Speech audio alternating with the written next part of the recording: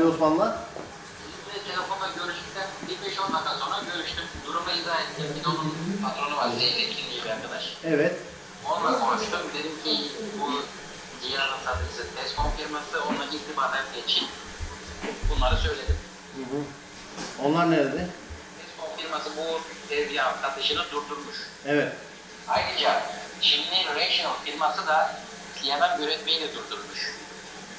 Şimdi kendilerinin CMM konusunda tecrübeleri yok.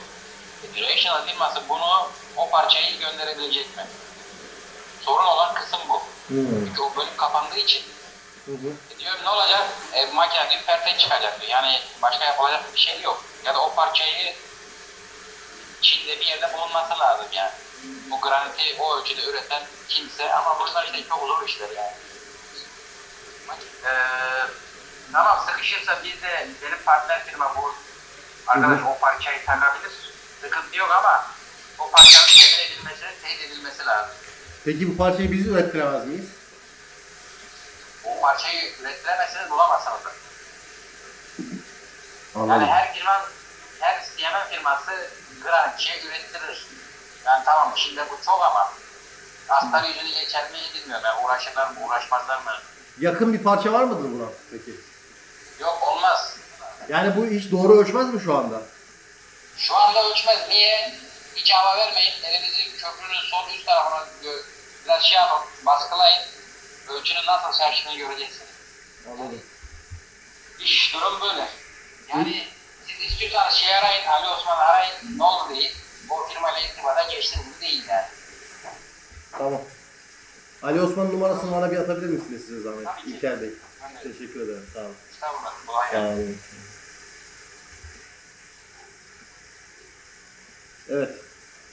Üzücü bir olay oldu. Direkt telefon konuşmasını da kaydettik. Bir firmaya bizim hassas ölçüm yapan buradaki aleti taşıtmak için iş yerinde bir yerden bir yere çektirmek için çağırdık. Özellikle sorduk, CMM taşıdınız mı? Taşıdık dediler. Maalesef granitini çatlattılar CMM'in. Gelen böyle bir sorun. Dünya para makine, milli servet. Ya çöpe gidecek ya yaptıracağız ya da adamlardan parasını alacağız. Başka türlü şey yok. Çok sessiz geldi bugün burası. Kompresörü aç bari de. Neşemiz yerine gelsin. Neşemiz yerine gelsin. Böyle bir şey olamaz ya. Sese alışınca böyle bak. Farklı mı diyor? Abicim kolay gelsin. Abi teşekkür ederim. Buyurun. Ne haber? İyiyim abi, sen nasılsın? İyi, teşekkür ederim. Konuştunuz değil mi İlker Bey'le? Benimle görüştük abi, ben de Talha'ya da bilgi verdim. Ha, Pazartesi günü dosyayı açtırdık, pazartesi günü eğitimler geldi. tamam. Doğrudan. Aha. Yani sigorta yoluyla çözeceğiz abi Allah'ın izniyle. Tamam, tamam. Ben Talha'ya bilgi verdim. Tamam abi dedi. Tamam, Numaranız yok mu? Söyler misin dedi. tamam, tamam, tamam. Allah unutmuş bana söylemeyi. Tamam, hadi görüşürüz. Sağ olasın. Eyvallah, kendine iyi bak. Sağ ol. Evet, sigorta firması, yani taşıma firmasının sigorta firması Allah'ın izniyle halledecek. İşi gibi gözüküyor, bakalım. 2013 model bir makine biz aldık. Başka bir firmadan satın aldık. Makine böyle yani bir kere iki kere ölçüm yapılmış bir makineydi. Biz de çok fazla işte büyük parçalar ölçmedik. Hep böyle piston kolu vesaire. Bazen blokları şey yaptık ama tabii ne olursa olsun sigorta da ödese, şey de ödese bu milli servet kasadan çıkıyor. Devletin kasasından çıkıyor. Yurt dışından getireceksin, bir tane daha CMM koyacaksın vesaire vesaire. Ben böyle şeylerin işte gerçekten şeyine bakmıyorum. Ben belki zararımı karşılıyorum ama devlet zarar görüyor. O yüzden herkes, her birey, biraz önce çok sinirlendim o arkadaşa. Ama patronları, firma şeyi, İMES birlik, vinç sonuna kadar ilgilendiler, hiç böyle şey yaptılar. Tabii işin sonu olmadı ama şu ana kadar çok ilgililer. Biraz önce onunla firmanın sahibiyle görüştüm. İş bittiği zaman da şey yaparız. Onların da çekimini yaparız yani. O şey dükkanın başındaydı biliyorsun. Geçen hafta. Bu bizim gerçekten göz bebeğimiz bir makine. Bunu dedik ki profesyonel bir firmaya taşıttıralım. Firmada sıkıntı yok. Onu biraz önce söyledim. Burası granit. Komple. Bu kalınlıkta granit geldi. Hayvani bir şey. Bu arkadaş gitti şu köprüden gitti. Gel burayı maalesef böyle çatlattı. Şu anda kalibrasyonu biraz kaçmış durumda. Ya bunun değişmesi lazım. Ya da bu makineyi sigorta karta ayıracak. Karta ayırdıktan sonra muadili yeni bir makine gelecek. Veya ödemesini yapacaklar kaç paraysa. Biz de yenisini alacağız. Yenisini alana kadar da dışarıda ölçümlerimizi yapacağız.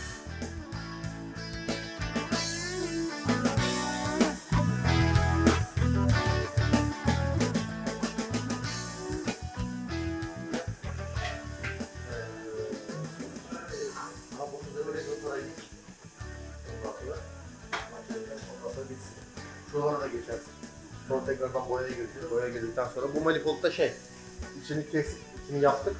İçini yaptıktan sonra şimdi kaynağını temizliyoruz. Kaynağını temizledikten sonra bir kumlamaya gidecek. Kumlamadan sonra da artık tekrardan kaplama yapılacak. Statik boyayla. Ondan sonra kaplama yapıldıktan sonra da artık Yunanistan'a müşterimize gidecek.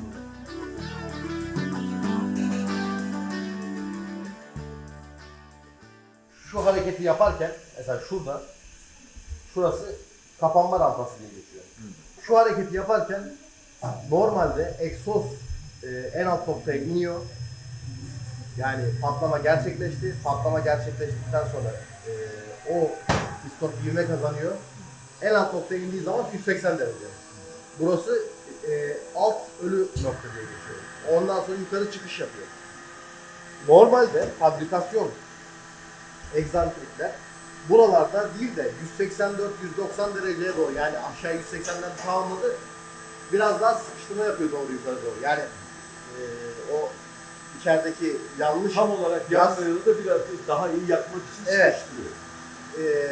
o hareketi yapıyor. Biz burada sıkıştırmayı vesaireyi arttıracağımız için artı motor bir dinamik pompa zaten. Sıkıştırmayı arttıracağımız için biz buradaki close rampa, yani kapanma rampasıyla oynayabiliyoruz.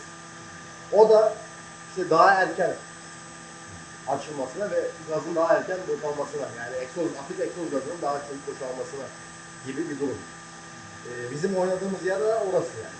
Rampalar aşağı düşüyor. Bizim oynayacağımız yer şu altlardan, şu kapanma rampasından. O yüzden zaten sizinki tapetler hidrolik tapet bunlar. Bir %8 yukarı daha gelebiliyor yani. Biz buradan silsek bile bir %8 yukarı gelebiliyor. Artı yaptıktan sonra biz bunu bir de kaplayacağız. Evet. Ama dediğim gibi biz bunu kaplama yöntemimiz, prosesimiz farklı. Aksine daha da güçleniyor. Sürtünmeyi azaltıyoruz buradaki yani. O da sürtünme azalınca da bir nebze o da negatif yöndeki enerji pozitife dönmüş oluyor. Sürtünme ne kadar azsa o kadar iyi diyorsunuz. Bunu İtalyanlar bizim de yazdığımız gibi biz de böyle yazıyoruz.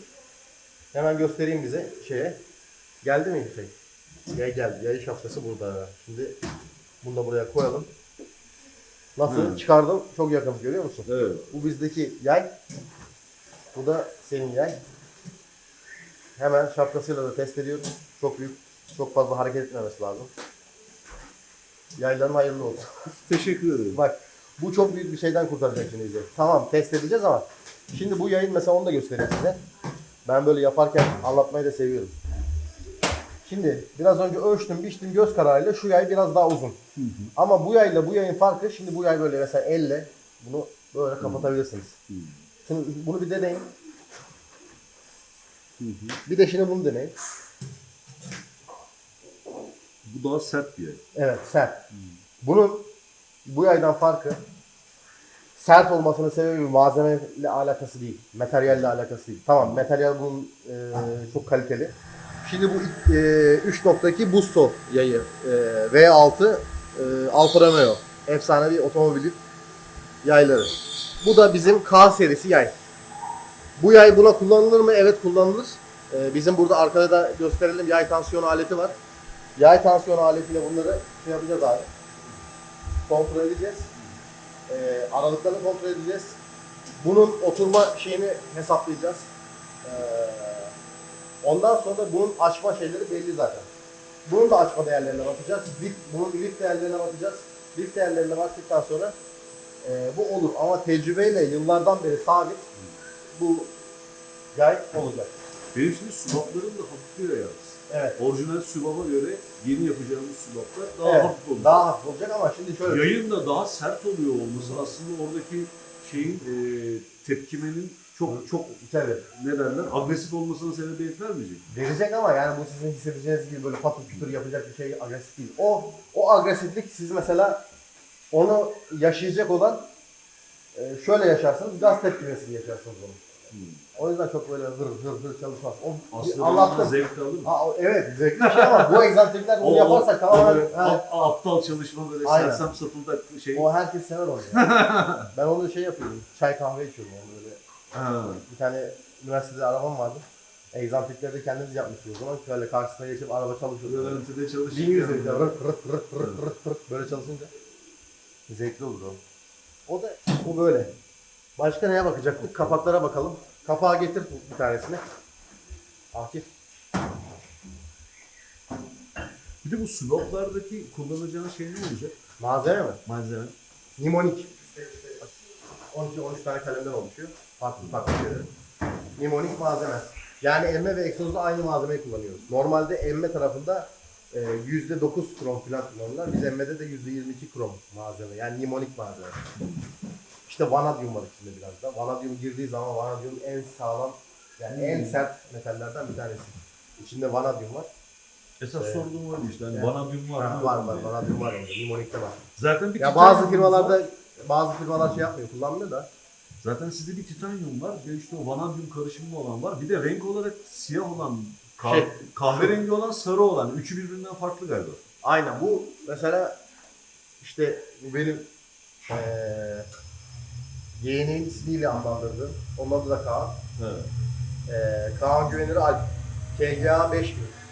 5000 anlık 5000 derece sıcaklıklara dayanabilen. Bu artık böyle 3000 beygir GTR'lar vesaire için kullanılan. Bunun içerisinde titanyum, vanadyum ve zirkonyum var. Bu malzeme içinde. Silisi de şey. Bu gerçekten ömür boyu garantili. Yani koptu, gerek getir. Normalde İtalyanların o agresif karakterini bu şeyde görebiliriz. Bu kapaklarda görebiliriz. Genel olarak İtalyanların hani biraz daha böyle spor bandı olarak kullanılan arabalarda şu portun içine gel bir bak buraya. Bu portun içerisinde görüyorsunuz. Bu biraz daha dik. Aslında bizim işte Formula 1 teknolojisi dediğimiz bizim kendi ismimizi alan bir teknoloji. Bu açısı, şu swaplara bakış açısı daha fazla. Bazı modifiye firmaları yani işte bunlar safkan değil. Kapakların şeyini genişletince, içini genişletince ne kadar büyük o kadar iyi. Alakası yok. Bunun bir akışı var. Çok fazla arabanın işte ben şeyi söylüyorum bunu. Her zaman insanın ciğer hacmi gibi. Nasıl önceden bu boruları üflüyorduk.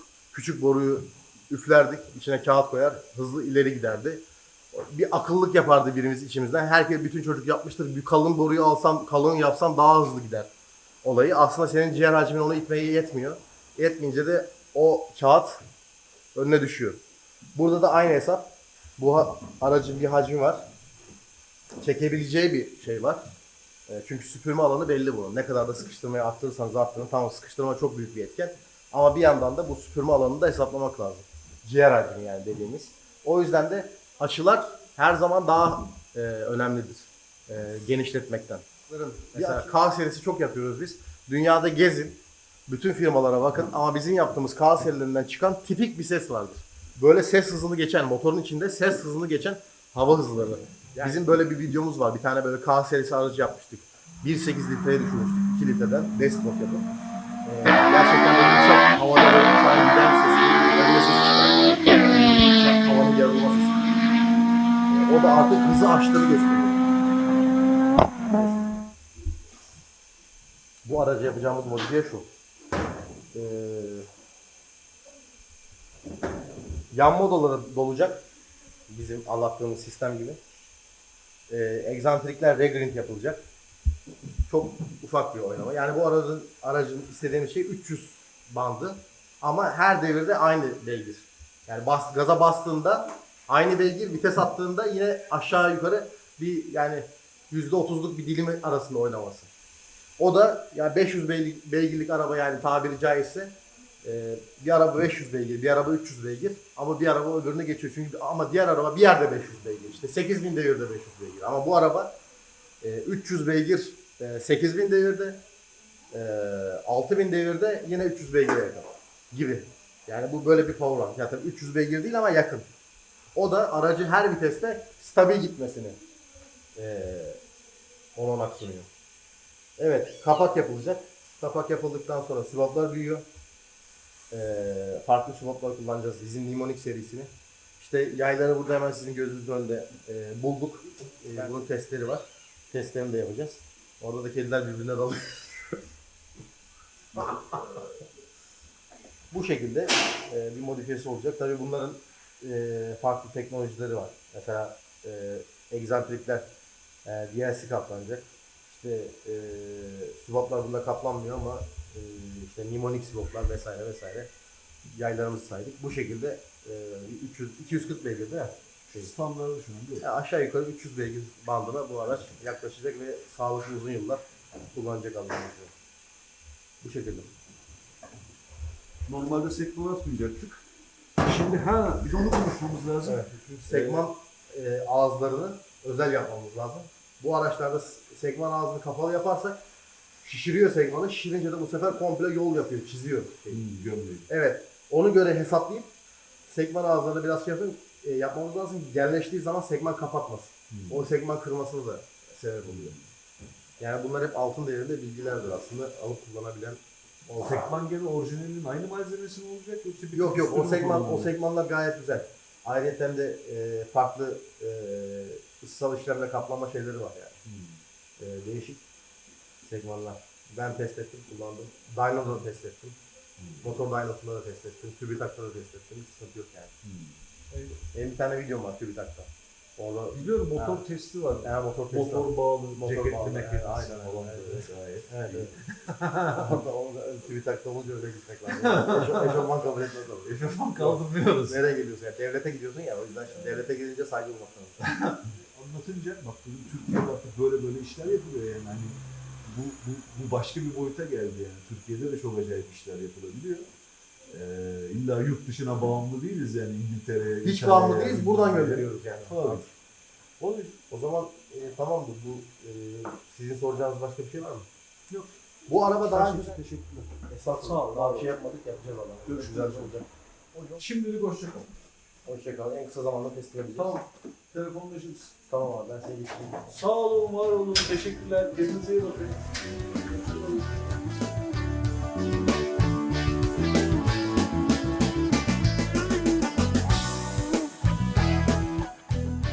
Evet, şimdi kapaklarımız burada kabin yıkamada yıkanacak 12 bar su püskürtüyor. İlaçlı su. Yıkanacak. Çok öyle iyi temizleyen makine değil ama biz böyle yağını alıyor, kirini alıyor. Biraz da kurumu temizliyor. Hani böyle kumlama gibi değil. Biz bir de sulu kumlama yapıyoruz ayrıca. O zaman daha farklı, daha güzel oluyor. Şimdi bu kapaklar yıkanacak. Yıkandıktan sonra sökülecek. Kontrol, test, kaçak testi vesairesi bunlar olacak. Bunlar olduktan sonra artık işlemeye hazır olacak. Bundan sonra bir etüt çıkartacağız. Bir etüt yapacağız bununla alakalı. Bir hesap kitap işlerimiz olacak. Ondan sonra da şeye başlayacağız.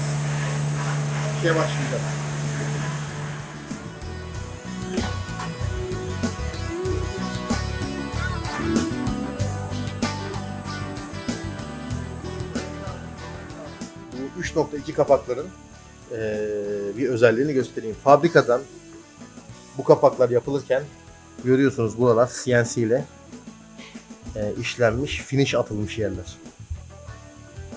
CNC ile finish atılmış, sonra elle de çevrilmiş yerler, elle de parlatılmış yerler. Bunlar burada, bu noktalarda sert, sivri bölgeler istenmez. Sert, sivri bölgeler erken ateşlemeye neden olur. Bu da avans vurması filan sonuç doğurur. Erken ateşleme neden yapar? Buradaki sivri, sert çıkıntı noktalar böyle. Orası sıcaklıktan dolayı kızar, yani ısınır. piston yukarı doğru sıkıştırma görevini üstlenirken oradaki yer, kızan yer erken buji görevini görür bir nebze. Erken alev alması, yani kontrolsüz alev alma, avans vurmasına neden olur. O yüzden fabrikada buraları böyle parlatmış. Böyle ama normalde fırça alırız, jet taşıyla falan yaparız ama ben bu yan modları falan gayet güzel. Hiç orman kanunlarını kullanmaya gerek yok. Biraz nazik olmamız lazım. Nazik nazik temizliyoruz. Buraya telle girebiliriz ama tel buraları bu güzel işçiliği bozar. O yüzden biz güzel olan şeyi ne yapıyoruz? Daha da güzelleştirmeye çalışıyoruz. İyice CNC'de işlendi. Sonra da keçeyle parlatıldığı belli burada. Tertemiz çıkıyor altından. Şimdi buna nasıl ben tel bulayım? Yazık günah değil mi?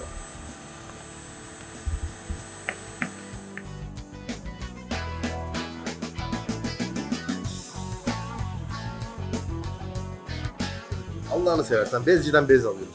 Gelinlik kıza yapılan kumaşı göndermişler. Böyle bir şey olabilir mi ya? Bu bezi silsen silinmiyor, elden kir çıkmıyor. Bez satın alıyoruz, kilosuna 100 lira diyor. Kilosuna 100 lira bez veriyoruz, Allah aşkına gelinlik kumaş vermişler, saten. Bunu da yüklersin. Gel be. Ben tutayım. Benim kucağımdayken vurama, böyle abanmana gerek yok. Tekniği göster sadece, çünkü bileğin şey olur yani.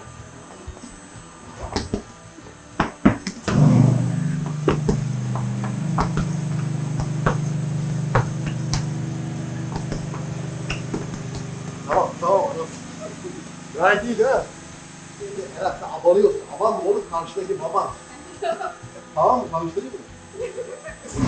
Yavaş yavaş.